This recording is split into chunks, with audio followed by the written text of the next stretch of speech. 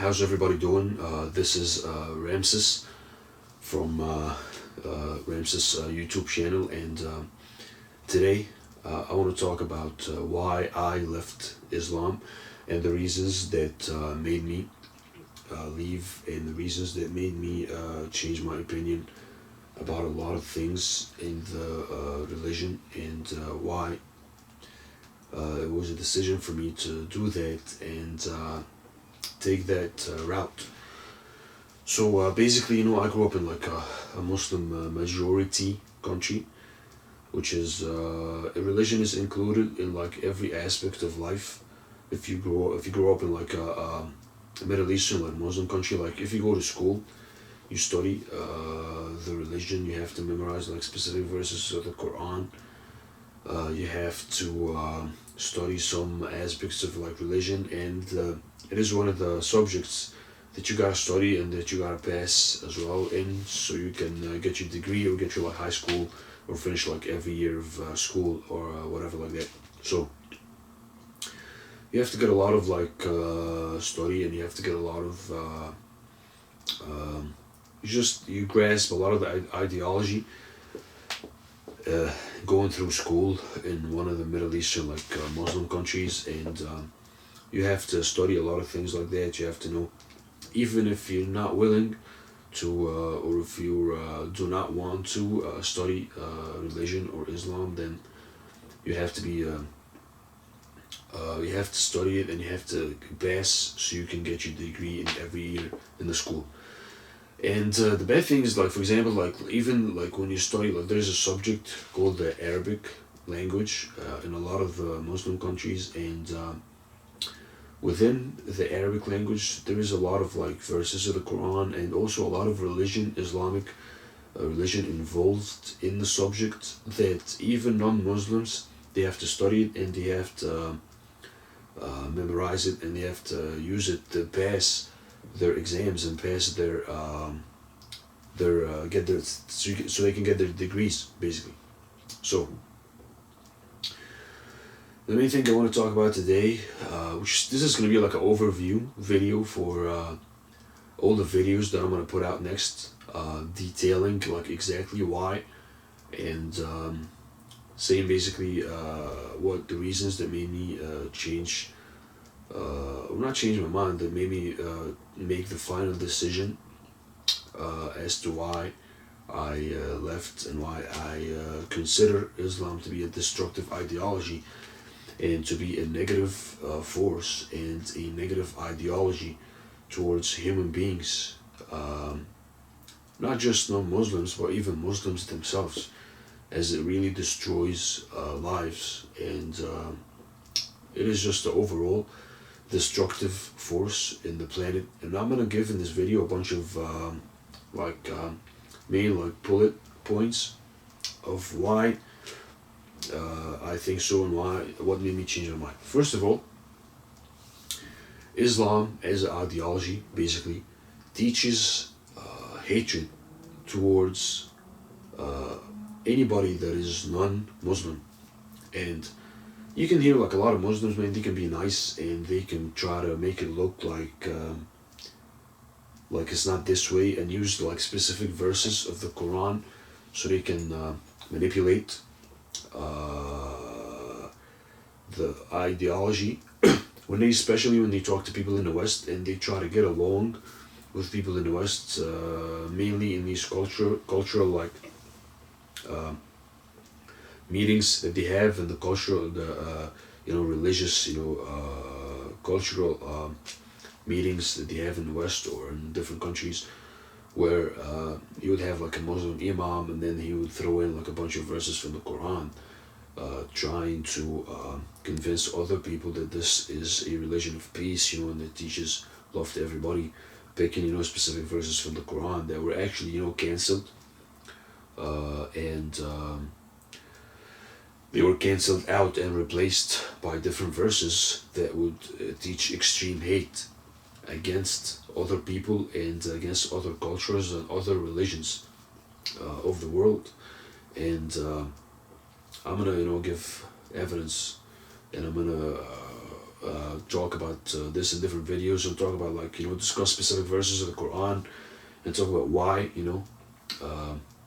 this is true about Islam versus any different religion, like versus any different other ideology like Judaism or Christianity or anything like that. So the first thing, Islam teaches hate against anybody that's non-Muslim, and this is like in theory, as in the Quran and the Hadith, which is the Quran is of course the book, the scripture, the main scripture for the Muslims, and the Hadith is the sayings of Muhammad. And this is different between different sects, like the Sunnis, they believe in the specific books. The Shi'is, they believe in specific books. They disagree on a lot of stuff, but mainly Hadith is the sayings of Muhammad that were documented by his like companions and stuff like that. So these are like the main two sources of law in Islamic law. So if you look at the Quran, as of course is the first source of law for Muslims, for Sharia, you'll find that all the ending verses, because Quran is different, it is Quran is understood, or the Islamic law is understood in chronological order. So it's not like you can pick a verse and you can act upon that verse, neglecting anything that came after. No, it's not that way in Islamic law. The way Islamic law works is that, for example, if the Quran had a verse that was, let's say, released or spoken in, for example, let's say 2001, and then a verse came after in 2003, then the verse that came later is a new law that cancels the old verse, and you cannot basically act upon that old verse after that new verse is established. So let's say, for example, if a verse came in that said, just live around with other people peacefully and don't harm anybody and don't fight anybody, and then a verse that came after that said, fight and kill anybody that does not believe in God. If it doesn't believe in God, that means in the Muslim, in the Muslim ideology, or within the Muslim Islamic and an Islamic context, as in doesn't believe in the same exact God with the same specificity that Muslims believe in, and also doesn't believe in Muhammad as his prophet, and doesn't believe in Islam. So when Muslims say believe in God, they mean the whole thing, like the whole belief in Islam, not just believing in God as everybody believes in God or not. So this is the first thing. So all the ending verses in Quran basically teaches that anybody that's not Muslim is definitely going to hell. Like, that's the first thing. The second thing, I mean, if it did stop at that, it would be fine, but it does not stop at that. But it teaches actually Muslims to hate and to not respect, and actually to fight and kill the non-believers. And by non-believers, it is meant those who do not believe in Islam or the Islamic rules or Islamic law. That's what it mainly means. It doesn't mean believers in God, like Jews, for example. Like for Muslims, Jews are non-believers, really, because they do not believe in God in the same way and order and with the same specificity of the ideology of Islam. So for Muslims, Jews are non-believers. Christians, they're non-believers. They all fall within the non-believing group. So that means that it's upon the Muslims to fight and kill and push away people that are non-believers, including the Jews, the Muslims, the Hindus, basically everybody else that does not believe in Islam as a religion. So that's the first thing. All the ending verses in the Quran, they believe this to be a fact. They believe this to be true. They believe this to be their duty to do and to establish on this planet, is to fight other people that are non-believing in Islam and push them away and kill them if they do not want to believe in Islam. So that's the first thing.